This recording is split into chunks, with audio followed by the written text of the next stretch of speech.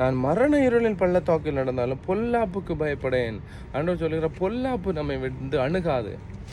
ஆமேன். பொல்லாப்பு அணுகினா கூட பயப்பட மாட்டேன் என்று சொல்லுகிறது. கர்த்தர் நம்மை நடத்துகிறவராய் காணப்பட்டால், கர்த்தர் நம்முடைய வாழ்க்கையிலே நடத்துகிறதாய் காணப்பட்டால், பாருங்க, பொல்லாப்பு வந்து அணுகும். ஆனால் பயப்பட வேண்டிய தேவையில்லை.